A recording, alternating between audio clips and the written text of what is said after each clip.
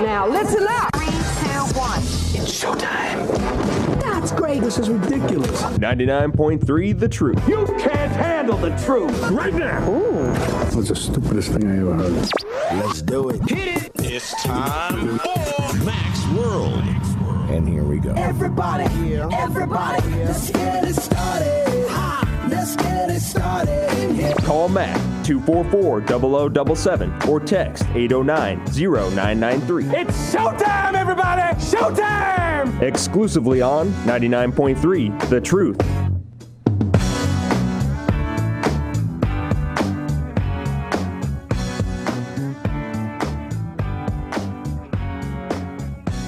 Seven minutes after 3 o'clock on the first day of December in the Lord's year 2016. I'm J. Michael McCoy.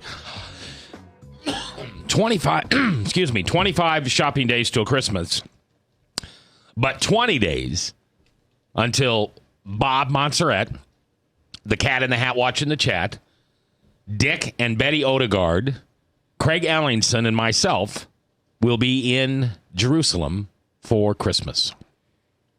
I can't even believe I'm saying that. You getting excited yet?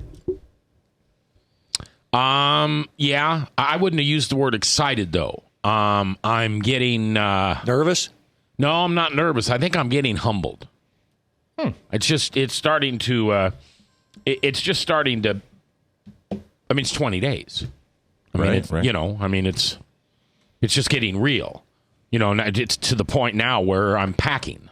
You know, I've got a suitcase out, and I'm beginning to put things in the suitcase, and I feel like a pregnant woman.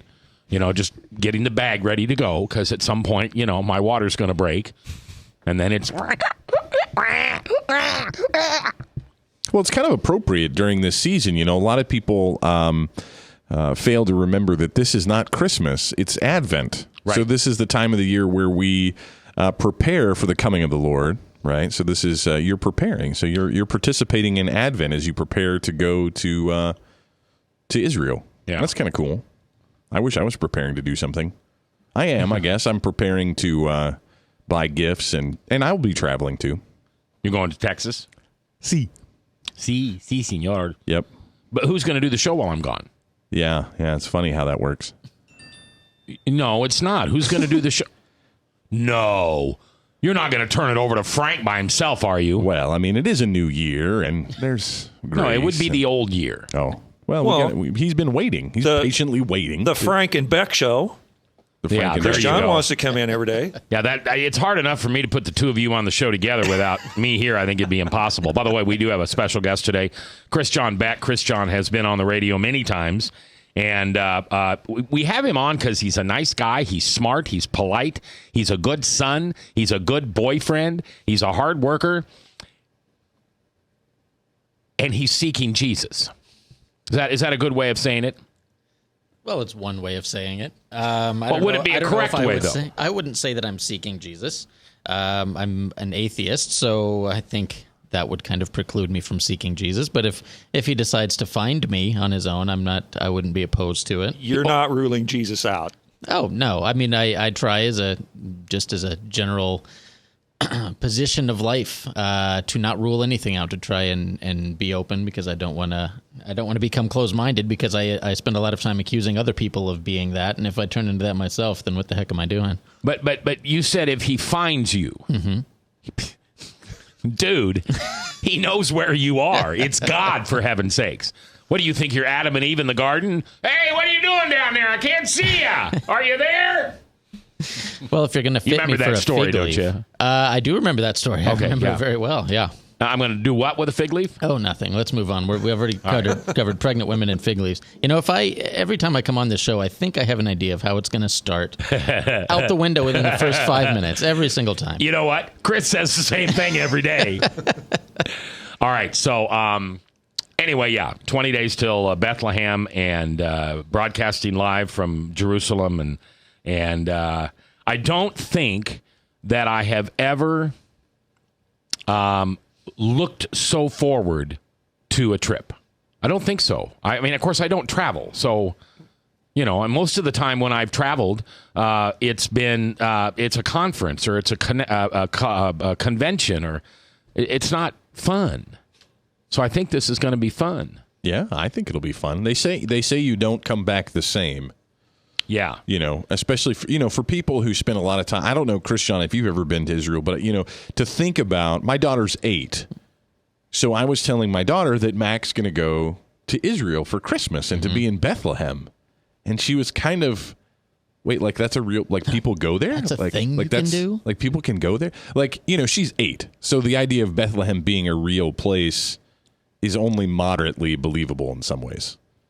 Like, yeah, I get that. You know what I'm saying? Yeah, like, sure. It's all, because maps, you know, like we met a guy from Canada, so that was kind of cool. Like, you're from Canada, you know, stuff becomes real as you meet things and you touch them and you know, that kind of stuff. So that'll be neat. I think it'll be cool even for my daughter that you're in Israel. So take a picture and say, "Hi, Kate." Okay, I will. I think the moment that I'm waiting for the most, well, there's a couple of moments. One of the moments is Craig and I, and maybe Bob, I don't know if you're going to, but Craig and I are going to be rebaptized in the Jordan River. Sure. And I don't care if it's got ice on it. I mean, it won't, but I just don't care about that. Because what I'm waiting for is when I come out of the water, I'm going to be listening for that voice that says, "This is my son to whom I'm very proud of." Text me before it happens, and I'm going to shout really loud, and maybe you'll be able to hear me. Yeah. Yeah. The other thing that I'm looking forward to is saying the following, because I'm a radio guy. But to say the following, I'm J. Michael McCoy, and it's the 24th day of December in the Lord's year 2016, and this is Mac's World live from Bethlehem, Israel. Would that be right? Bethlehem, Israel? Mm-hmm.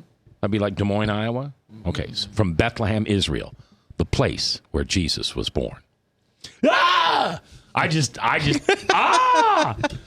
you know, I mean, I know this is not comparable, but I feel like Neil Armstrong must have felt. Sure. When he took that last step off the ladder and he said, "One step for mankind," or no, "One step for man, one giant leap for mankind." Yeah. So I know I'm not the first guy to broadcast live from Jesus' birth, but anyway, and see, Bob and I, we might as well tell them what we talked about the other day, because Bob and I have Plan B. Plan A is we go and we broadcast live. Well, wait, hold on. There's one plan and there's 2 endings. The plan is to go to Bethlehem, broadcast live, see the Jordan River, get baptized in the Jordan River, you know, a couple of other things we want to do. I'd like to go out to the valley where David slew Goliath. What's that called? Nemaha Valley, or nobody knows? What, Frank? Can I guess what you guys' plan B is? Do you not know? No, but I think I can guess. Okay, well, so we're going to broadcast live, and then we have 2 alternate endings to the trip. What do you think it is? You two decide to become permanent residents and never come back. Yeah. We run away. Because what a great place to run away to. Right? I mean, if you're going to get lost in the world somewhere, you know, you burn you don't burn the passport, but you just, you know, you burn off all your fingertips so there's no fingerprints, and you get rid of any identifying information on your body, like tattoos, or I don't know, is there anything on my body that would say it's me? Probably not. Your voice. I'll take it. I'll be a Hebrew speaking man. Hey, you, Whitey, come here. You know what I didn't think about, but Trump hasn't appointed an ambassador to Israel yet. There you go. You could be that guy, man. I could be the ambassador to Israel. I don't even know what the heck they do. I know I'd be a terrible ambassador. I know I'm not good, because I'd have to be nice and follow rules. But no, I'm serious. So, Bob, you're what, 65? Next year. All right, so 64 and 57. So can you know, no, nothing to tie us down, nothing to, you know, we're basically, you know, semi-retired and do a radio show every day. And you could rewrite The Odd Couple. Nobody would miss us when we're gone, and so you just disappear somewhere into Israel. Just send us a text, and we'll get an ISDN line set up, and then you can just do your show from there. Really? They have a studio where I'm going. I know. The First Baptist Church of Bethlehem has a radio and television studio in it. Yeah. And that's where we'll be broadcasting live from. So we could do our show for a long, long time from over there. And text would still work, sort of, maybe? Yeah, we'd have to use the WhatsApp app. We'd have to use the, Yeah. Yeah. We can figure it out, man. And then 99.3 would truly be an international radio station. Yeah. So I'm all for it. With Stay over there. studios Stay over in there. with studios in Urbandale, Iowa, and Bethlehem, Israel. And it Just would, the two places. It would go along with that guy that was in here that was talking about the shared cities? Yeah, the West Des Moines guy who's West got Des Moines and Des Moines were the sister cities. Yeah. Oh, sister cities. Sister yeah. cities. Yeah. That would be cool. Sister I don't know. radio stations. I've never been so tempted in my life to run away from home. All right. When we come back, Chris John Beck put the following on Facebook. I can't sleep, so I'm going to share this because it irritates me. The majority of Christians in this country are not evangelical, and the liberal-conservative split overall actually slightly favors liberals if every denomination is accounted for. But the perception these days is that if you're a Christian and active politically, you are likely a conservative. They are the loudest and the most willing to defend their faith, and they suck all the oxygen out of the room when faced with more nuance or moderate interpretations of the Bible and Christianity. What do you think of that statement? That's what we're going to talk about. That's today, live in Mac's World. It's your voice we want to hear, 515-244-0077, or you can text us at the Service Legends Truth text line, brought to you by First Call Bail Bonds. Remember, they remind you not to text and drive. And that number is 809-0993. It's your voice I want to hear live in Mac's World on The Truth. Yep, 99.3.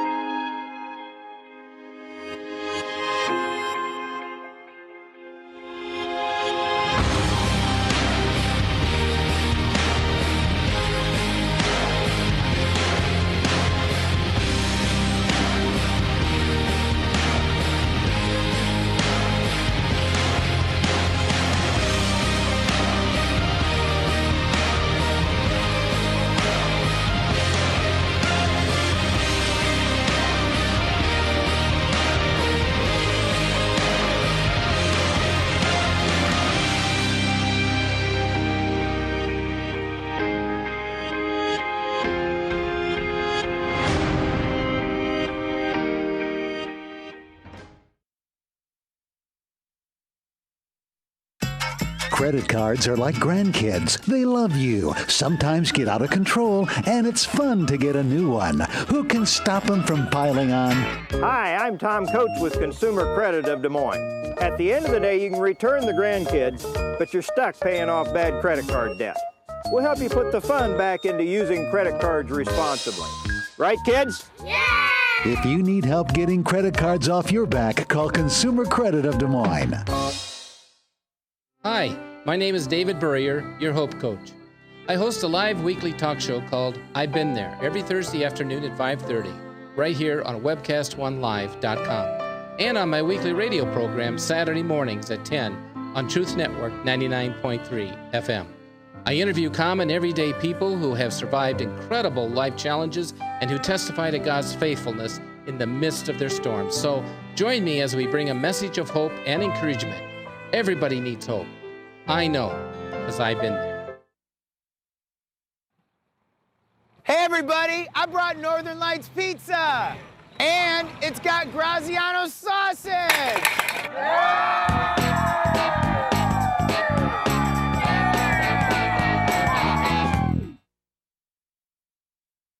Rockton Prevention is celebrating 25 years of creating a caring community. We want to say thank you to the tens of thousands of Rock High School mentors that have carried our message of health, love, and encouragement to over 1.5 million children, teachers, and parents. Our mentors teach children methods and skills to prevent bullying and drug use. Thank you to all the school administrators, teachers, and counselors for their opportunity to serve you. Rock on, fair citizens. Rock on.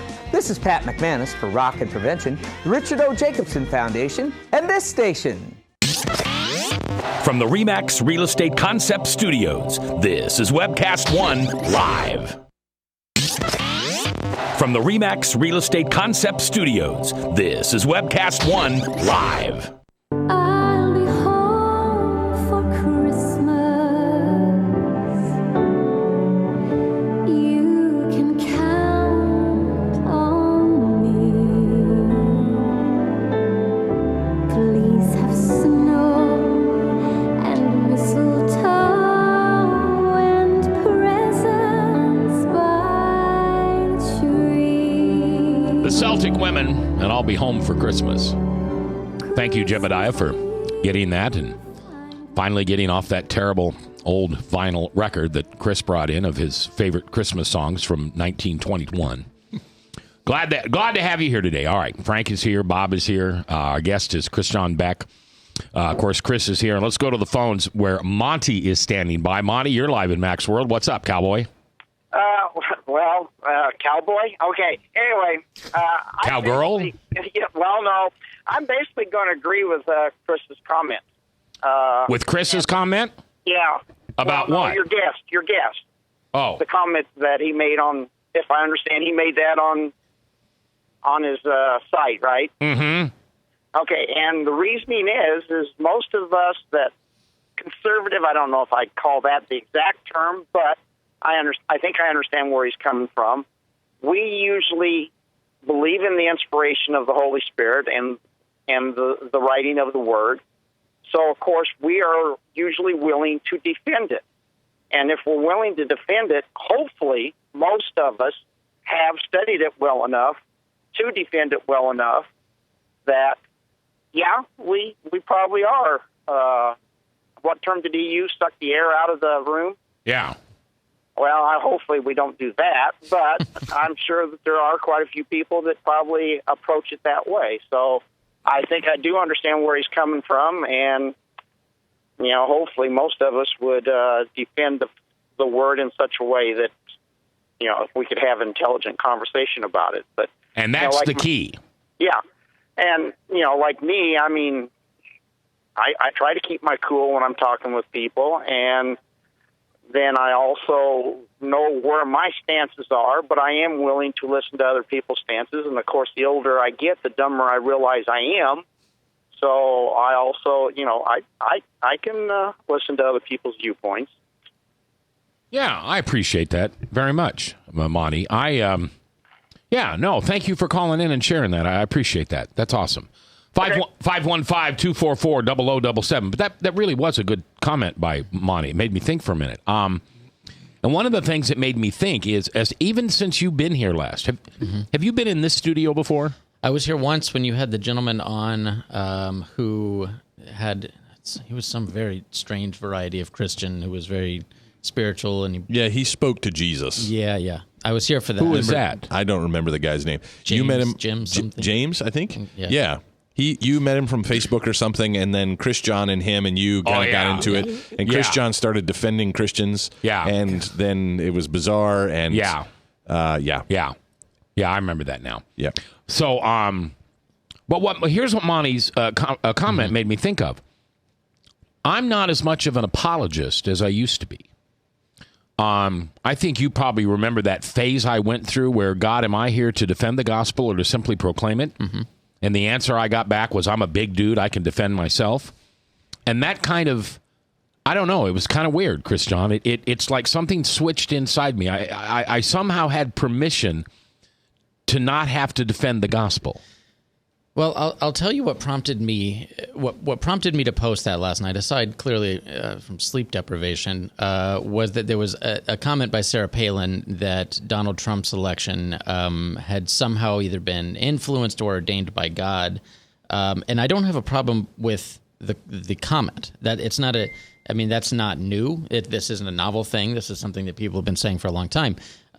My problem is that there is a wide variety of Christian belief in this country. I grew up in the Presbyterian tradition, as I've talked about here several times. My parents are ministers, and the Christianity that is espoused by evangelicals on the national scene and in the context of a lot of political conversations is a Christianity that was almost entirely foreign to me when I was still a Christian, when I was a Presbyterian. And I think what I meant when I said that the evangelicals suck all the oxygen out of the room is that there aren't people these days, there aren't leaders, and I'm sure that somebody's going to call up and give me an example and I'm going to have to eat crow, but there aren't prominent leaders that pop into my mind for the Catholic faith, for any of the mainline Protestant traditions in the United States, who are standing up when somebody says something, when somebody comments on a political event or a political whatever it may be, whether it's an election or a political cause. There aren't people to stand up and counter that from a differing Christian theological standpoint, perspective. Yeah, no, I think that would be good. You know, it would be fun to have a point-counterpoint conversation, radio show, whatever, among Christians. Now, I would tell you, I'll say this. I think that's kind of what this show is, though. I think when you listen to our show, you do get different concepts, different interpretations, different views and thoughts on Christianity. At least I hope so. I that's what I want. Yeah. I mean, I think so. Because you listen a lot. I do. I listen a lot, and I think there are definitely shows like that. I mean, this show isn't one thing. I mean, you guys do a variety of lots of different types of shows, but there is some of that. And when I tuned in the other day when there was the two pastors on here whose names are going to escape. Michael Damascus and Spencer Carroll. Spencer, yeah, yesterday that was fun. Yeah, so shows like that have the potential to be incredibly interesting, because I think what you can do is you can really dive into whether it's a political issue or a theological issue and get two different perspectives on it. And that's awesome. We need more of that because, quite frankly, I think some of the evangelical perspectives on things are not very well informed. And I'll say that, and now people are going to call and yell at me. But there's a lot of times where I listen to people say something, they defend something from a theological perspective, and they state it as if it's true, as if it's just absolute, and there's no other way to look at it. And the former Christian in me goes, now wait a darn minute here. I could put on my Christian hat and disagree with you from a Christian perspective, and nobody's doing it. So now if you ask somebody, what is your political persuasion? If they answer, well, I'm a Christian, everybody, at least my age range, the 18 to 35-year-olds, which is my age range for a couple more years, my age range are going to default to thinking they are conservative. Yeah. Even though more than half of the Christian the Christian citizens of the United States probably identify as liberal. A liberal, yeah. Frank? Well, this I hope you can talk about this because it's kind of a little off the topic, but it's what you were talking about on Facebook is the disconnect, or the text, I should say, the disconnect between what the pastors are preaching at the pulpit and what the person in the congregation is hearing and what they're retaining. And what's the disconnect? And you said you had an interest in that because you're a pastor's kid. Yeah, I have an interest in it because I've engaged in a lot of conversations over the years with pastors of all Christian denominations, whether it's mainline Protestant, whether it's priests who wandered into the office when I was working for the Hillary Clinton campaign, which was interesting, whether it's LDS priests. I've had a lot of conversations, and the theological conversations or political conversations even that I have with them are of a very different nature and tone than when I have those same conversations with their parishioners. And they're much more cordial and informed, which you would expect, at least as far as the informed part goes, with the ministers. What frustrates me is when we're able to talk about things very openly and very honestly in a way that I'm not able to do with their congregation members, who almost immediately get aggressive with me. And that's frustrating. That's very frustrating. 515-244-0077. That's the number you can call and have your voice. And this guy, guys, you're about ready to meet one of my favorite people in the world. No kidding. This guy used to listen to me religiously on 98.3. And I don't know why he doesn't call in very much anymore, but he's one of my favorite people. Bernie, you are live in Mac's World. How are you, brother? Good, man. How are you, Mac? Man, I haven't heard from you in ages. I wanted to talk to you and take you out to dinner for the longest time. Just sit down and talk for a while. It's been a long time. Yeah, I look forward to that. I look forward to that. I love your, Facebook. Facebook is this kind of weird thing because I haven't seen Bernie's face in probably 2 years, and that was accidental. He was doing a construction job, and I ended up driving by the house. And I think I saw you over at Berean once. Yep. But otherwise, I feel like I talk to Bernie almost every day because he's on the radio, or he's on Facebook. Oh, yeah. You kind of know what I'm doing with charities and different things. The reason I called, Mac, I'm so frustrated with people when they're so judgmental. And if you make the comment that you really believe that it's a miracle, that you really believe that God interceded, and by all of us praying, God give us more time, okay? That's the way I'm going to put it.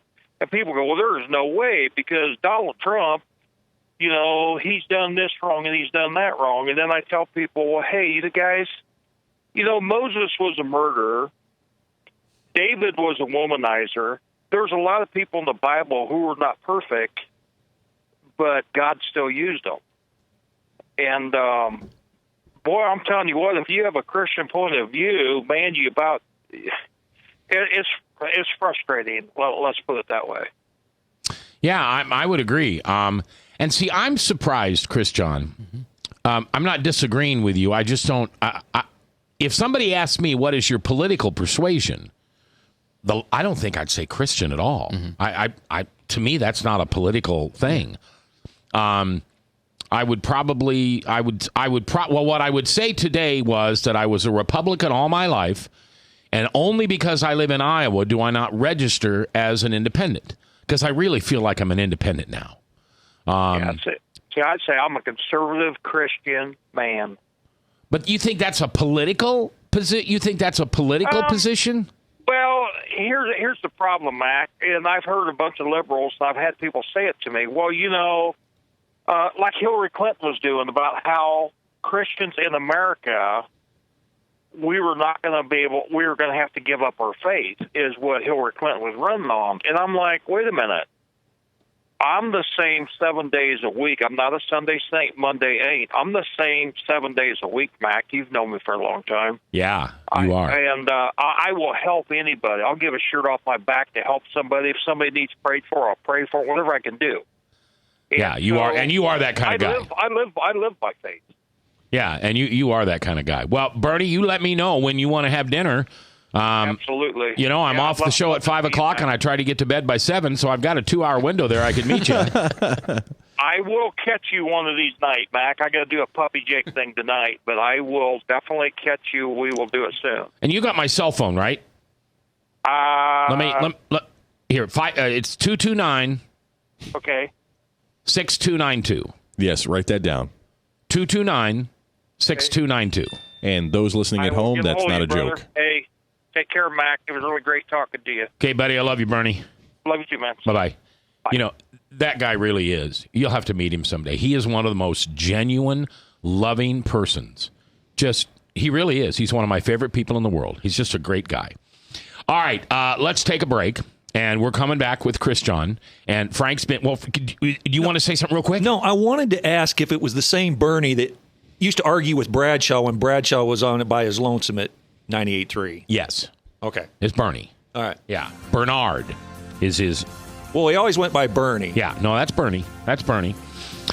All right. When we come back, evangelicals have kind of, as Chris John said, kind of sucked all the air out of the room when it comes to the political conversation. And I've asked him to come on and talk about that today. And we'll do that and more. It's your voice I'd like to hear, 515-244-0077, here on The Truth, 99.3 FM. Northern Lights Pizza's amazing garlic butter makes amazing breadsticks. Now available in 12-ounce bottles at Northern Lights, Hy-Vee, and Graziano's. Northern Lights Pizza. I'm Brian Leach, owner of Service Legends, and my position is Chief Talent Officer. I'm Nicholas Wonderscheid. I am Bernie Hobbs, And I'm the service manager. Marketing Director and Client Relations Manager. Everything that we do is about ensuring that we exceed your expectations. Our clients are important to us. 100% satisfaction. We're not just focused on heating and cooling. That's the easiest part of our job, actually, is fixing furnaces and air conditioners. Everyone that we come in touch with, we want to improve lives. Bottom line is, we've got our installation guarantees, 25% energy savings guarantee, comfort guarantee, temperature selection guarantee, property protection guarantee. 100% satisfaction guaranteed. Fixed rate or it's free. All of those guarantees are backed up with a 100% money back guarantee to hold ourselves accountable to making sure that you get what you're after. Just fixing the problem today. If they have another problem 5 days down the road, it's still fixed rate or it's free. We use what's called straightforward pricing. Our technicians are going to give you an exact to-the-penny price on what it's going to take before they move forward with any repair. That way you know what to expect. It's the same price every day. No surprises. If you get off work at 5 o'clock in the afternoon, you come home, you realize that, oh, my furnace is broken. Now you need to call somebody out that night. You shouldn't have to pay more for that. We're guaranteeing service 24/7. We run afternoons, evenings, nights, weekends. We're staffed to work that. Phone rings at 3 in the morning. You'll get one of our representatives answering the phone every time. We're not sending you out to Timbuktu in some call center. It's our Service Legend team members, our mission control team. I'll take a call anytime. And then they answer the phones the same way during the day as they do at night. It's a great day at your service company. How can we make you smile? That's the only way to provide true 24-hour service. When you're able to let somebody actually live in their home safely when they weren't able to do that before, where they don't have to stay up at night and worry about, is the heat going to come back on? Are we going to freeze the pipes? Is the baby in the room next door going to be sick because they got too cold? When you're able to help somebody overcome challenges like that, that's impacting a life. That makes a difference. I get goosebumps thinking about it. I love the team. I love the people that I work with. We have fun, but we work hard. I call them my ambassadors of legendary service. If you could just envision what that is, that's who we're sending to your home. They literally will call in, pick up the phone and call and say, hey, I want to talk to your manager. And I get on the phone, they're like, that technician that was at my house was the greatest technician ever. That's cool to me. We want to brighten people's days. Every person that we have going into the house has gone through an extensive background check. Drug testing, we have a very thorough interview process that 1 out of 140 people make it through. If we promise you something, that's what you're going to get, no matter what. We're here when you need us to protect the safety and comfort of your family. If you're not happy, we're going to make it right. If we're willing to put 100% money back guarantee on what we do, what type of work do you think we do? Give us a call. We're there for you 24/7, 365 days a year. Enough said. From the RE/MAX Real Estate Concept Studios, this is Webcast One Live.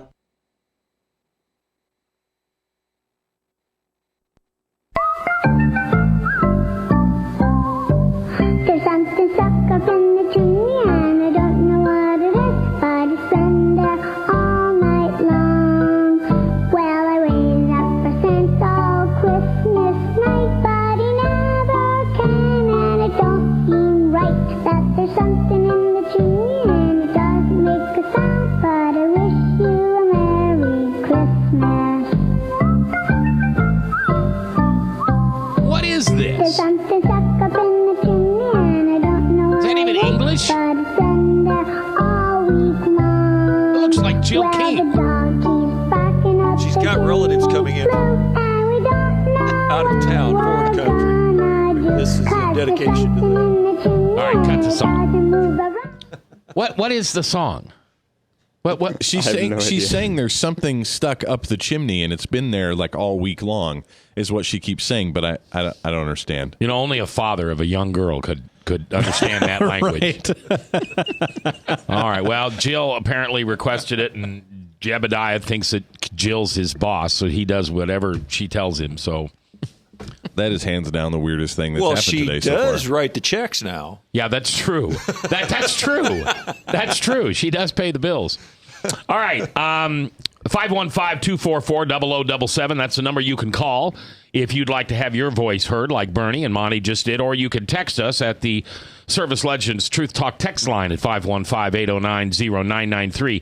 And the text line brought to you in part by First Call Bail Bonds, and they remind you not to text and drive. Don't do it. Don't do it. Don't you dare do it. All right, so Chris John Beck is our guest today. We love having Chris John in. He's been awful busy. Can we say what you've been doing? Yeah, of course.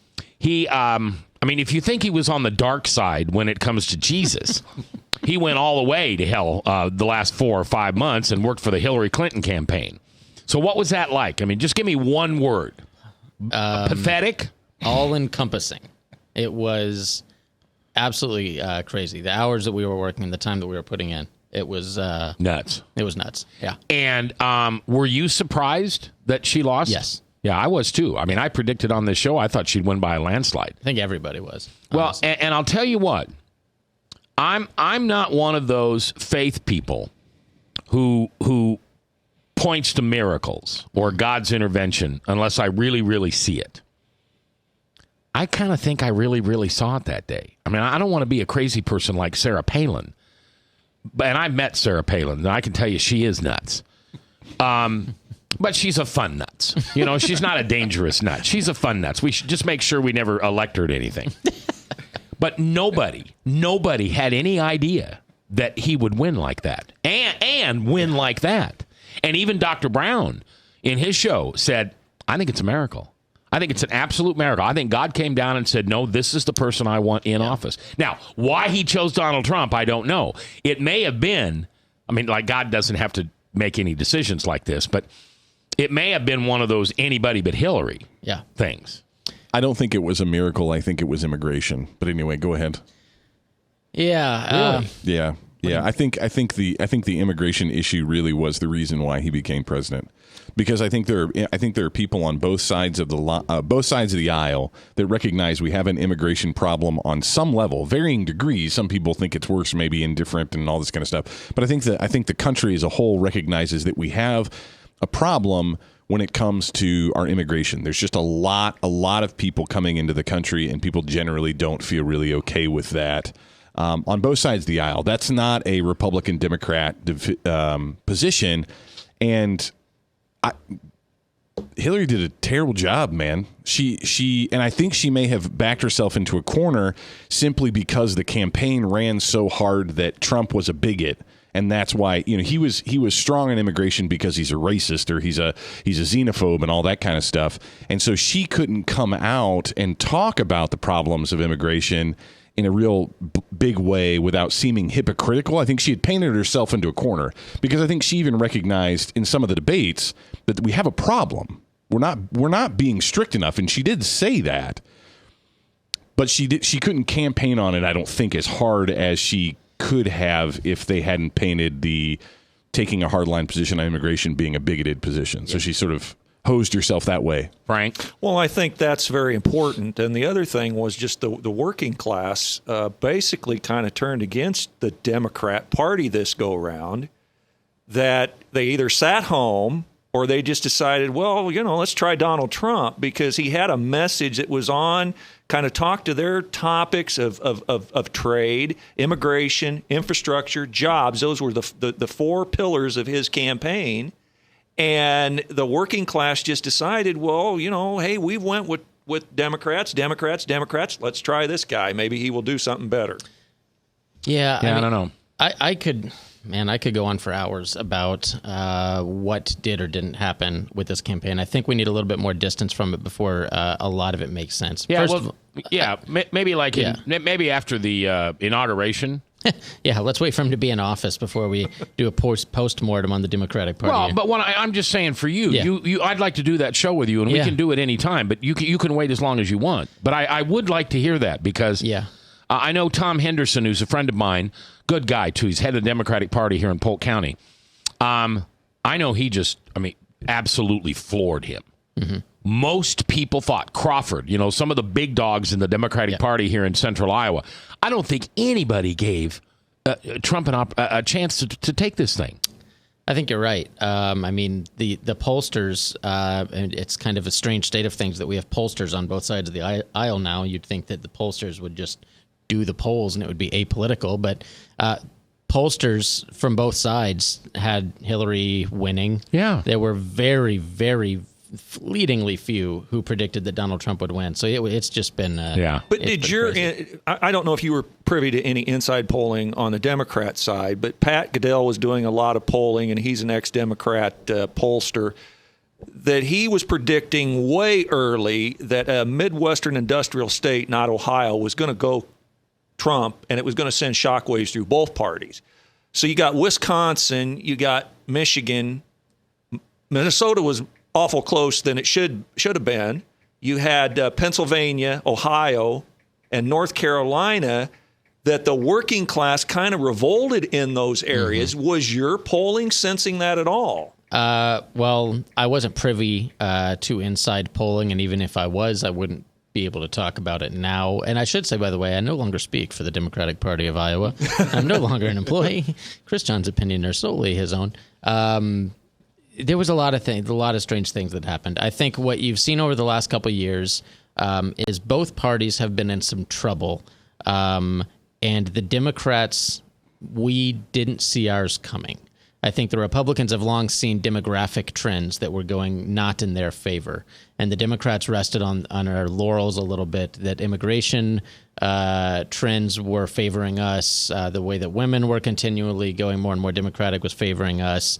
And I think there was an early pronouncement of the death of the Republican Party based on demographic trends. Yeah. And I think both parties started neglecting somewhat who their base had naturally been for the last 50 years, which is why you've seen this kind of realigning, where all of a sudden the Republican Party is the party against the TPP, whereas there was some iffiness about that on the Democratic side. And the Democrats, who had long been the party of the working class, all of a sudden have the Republicans pulling in the majority of the votes of the working class. Yeah. So there's just been this weird realigning, and nobody saw it coming. All right, I don't want to talk politics today, but I know I brought that up. It was my question that brought it up, and thanks for diving into it. But sometime I would like to kind of get into that when you're ready to talk about it. All right, we're going to take our break, and when we come back and through the next hour, we're going to talk about tell me if this is what we're talking about. Okay. We're talking about the labels that we put on people based on their political /faith/ moral outlook on life. I think that and the lack of a diversity of opinion coming out of the quote unquote Christian community on political issues in the U.S. Yeah, all right, I would agree with that, because I've been thinking about who stands up for the Methodists. Right. Nobody. And in fact, the main big pastors in this country, we've got half of them on our radio station every day. They're non-denominational almost. Mm-hmm. You know, their churches are now called the Rock Star, not Methodist or whatever. All right, we're coming back. Your voice, I want to hear it. 515-244-0077 live in Mac's World. From the RE/MAX Real Estate Concept Studios, this is Webcast One Live. Credit cards are like grandkids. They love you, sometimes get out of control, and it's fun to get a new one. Who can stop them from piling on? Hi, I'm Tom Coates with Consumer Credit of Des Moines. At the end of the day, you can return the grandkids, but you're stuck paying off bad credit card debt. We'll help you put the fun back into using credit cards responsibly. Right, kids? Yeah! If you need help getting credit cards off your back, call Consumer Credit of Des Moines. Rockton Prevention is celebrating 25 years of creating a caring community. We want to say thank you to the tens of thousands of Rock High School mentors that have carried our message of health, love, and encouragement to over 1.5 million children, teachers, and parents. Our mentors teach children methods and skills to prevent bullying and drug use. Thank you to all the school administrators, teachers, and counselors for their opportunity to serve you. Rock on, fair citizens, rock on! This is Pat McManus for Rockton Prevention, the Richard O. Jacobson Foundation, and this station. Northern Lights Pizza, your home of the tasty crust. Our garlic butter sauce now available in 12-ounce bottles at Northern Lights, Hy-Vee, and Graziano's. Northern Lights Pizza. Hi, my name is David Burrier, your Hope Coach.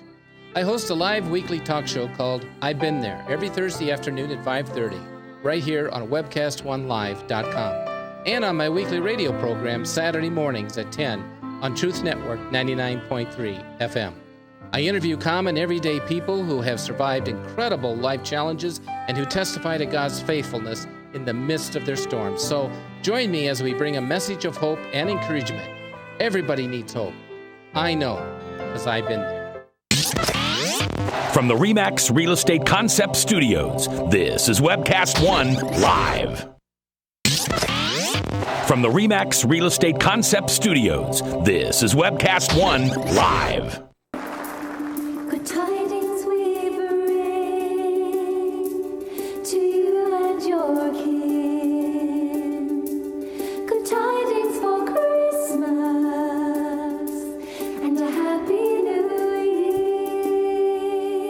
Those are the Celtic women from Down Under. And if you've never YouTubed them or Googled them or something like that, they are really, really beautiful singers, and their harmony is just wonderful. They play lots of different instruments, and I hope it's somebody you might enjoy this year. It's the Celtic Women and their Christmas album here live in Mac's World. 10 minutes before the top of the hour, Salem Radio Network News, and then we're going to continue this conversation. And I was thinking while we were in the break, and Chris, I want you to come in here a little bit because you're probably the smartest guy on this topic. Who are the evangelical leaders in our country right now? You know, it's not Billy Graham anymore. I mean, I know Billy's still with us, and I'm not saying he's not, but he's, you know, he's not the go-to guy. Who is the go-to guy? It's not Joel Osteen, for heaven's sakes. No. But, I mean, who? Pat Robertson? And I'm not talking about just among us who are in the faith and believers and followers of Jesus. Right. But if who would pop on TV? Chris John, maybe you're a good one to answer this. Whose face would pop on TV, and when the name wasn't below it, you'd know it? Who's an evangelical? Rick Warren. Okay, there's a good one. Oh, sure. Yeah, forget about good old Rick. Yeah. What about the guy, the Jeffries, that seems to be popping on a lot of channels that supported Trump? The guy from Texas. Jeffries. Yeah, I don't know who that is. Robert Jeffress. He's the pastor of First Baptist Church of Dallas. Okay. There's also Franklin Graham. Yeah, Franklin Graham. That's true, Franklin. I think if you... Yeah, Franklin, you're right. I think it's still true that if you think of evangelicals and Billy Graham as a ideology or as a figurehead, yes. I think that trickled down of anything that would... James Dobson, I think, is still an active voice. For me, I think it's not even that it's necessarily that there's a couple people who are taking the lead on this. It's anywhere you are in the country, if you turn on Christian talk radio, what you're getting largely is evangelical talk. I mean, let's pick a topic. Let's say gay marriage. Okay. Let me just stop you for just a second. I want to go down that road. But yes. Within the Christian world, what would be the counter to evangelical talk? It's not necessarily that you need a counter. It's just that when you hear Christian talk radio, we're not getting all of Christianity. We're getting this one subsect of Christianity. Evangelical Christian, which is what we get on the vast majority, I'd say 99% of Christian talk radio. We prefer 99.3%. Frank. Well okay, played, but sir. if Christ instructed us to, in essence, evangelize, what good is a passive Christian who's just sitting back and kind of being a little bit more laid back and not so out front in your face with the message? So that's part of my complaint, right? Part of my complaint is that evangelicals are doing that, and that's fine. I don't have a problem with evangelicals doing that. It makes for great conversation for me, and I get invited on awesome radio shows with green rooms.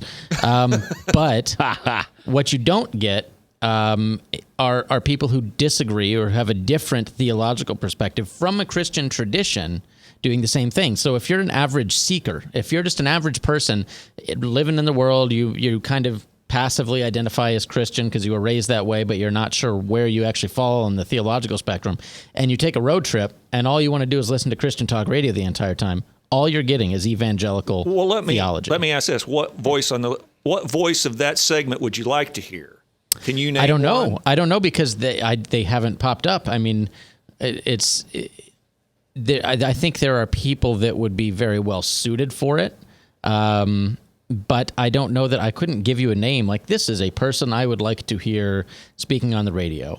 It's what I want to hear, though, is the variety of Christian perspectives represented.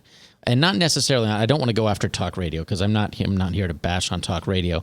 I just wish that when other Christians of other denominations and other theological stripes heard some of this stuff that they disagree with, because I know they do, because I've been in the rooms when they're talking about it, and I've talked to them about it myself. I wish they would stand up and say, now, wait a minute. That's not the Christian perspective. That is your Christian perspective. All right. Let me ask you a question, and this is a genuine question. Yes. Do you? And I'm not going to be offended because I don't think there's a right or wrong. Would you say that I'm evangelical? Yes. Really? Yes. Would you agree with that? Yeah, because of where Christian's coming from. Okay, so all right, so you agree that he would think I was evangelical. Would you think that? Well, I don't know, but I think what Christian's talking about, though, the challenge is that evangelicals, kind of to Frank's point, are the brand of Christians that are vocal and passionate about the thing that they're vocal and passionate about. A lot of mainline Christians are universalists, oftentimes theologically. So they kind of have oftentimes a utopian view of religion, in that if we're all just sort of genuinely being good and doing good and being kind to one another, that it's all going to work out and it's just fine. That doesn't create a lot of zeal or a lot of passion. Whereas if you have an evangelical, typically they're the kind of person that says, okay, these people are out, these people are in. And so I'm trying to convert more people. I have a passion for conversion rather than a passion for living a quiet life. I think that's a very good point. And I think it'd be hard for me to say, when Mac, when you ask me right up front if you are evangelical, most of my response is based on the way you go about evangelizing. Because there's an evangelical, there's a more formal kind of evangelical, which has a lot of theological implications about what you do and don't believe. And I don't know your theology well enough to say, yes, you are in fact that. But the way that you go about evangelizing, I'd say falls into the larger body of evangelical. All right. I was just surprised. Well, and evangelicals, Mac, tend to be fairly black and white people. I don't mean skin color. I'm talking about just real matter of fact. Things are real blunt. So, and a conservative tends to be the same way. So someone who's politically and ideologically or personally conservative tends to see things very concretely, and evangelicals tend to be those same kinds of people, whereas a liberal or a mainline Protestant's kind of like, well, it's all kind of, maybe it's all the things. So you're not, maybe it's all the things. You're a little bit more black and white and concrete. Okay. And that's not a bad thing. No, I know. This is a weird moment for me. I don't think I've ever thought of myself as an evangelical. I don't think I've ever thought of myself that way. I do evangelize. I'm constantly telling people about Jesus. I've built, or God has built my life around him these last few years. So I just think I'm a Jesus freak with an attitude. And maybe that is an evangelical. I don't know. That kind of language even is kind of that's evangelical language. Yes. You're not going to meet a mainline Presbyterian who's going to talk like that. You wouldn't call yourself a Jesus freak with an attitude? I wouldn't, no. But I'm not. But you are. But I'm not a mainline Protestant or a Presbyterian either. You're a Presbyterian? Yeah, but I'm not mainline. I actually believe what the Bible says. Oh. I had to say something shocking. It was getting dull and nice. That was nice. Was that good? If you believe what the Bible says, then you're a Lutheran. Right, exactly. Okay, we're taking a break. I'm a Baptist or Coming something. back, Salem Radio Network News at the top of the hour, and then you and us. Thanks for listening. Love this job. Couldn't do it without you. Right here on The Truth, 99.3 FM. Yep, it's The Truth.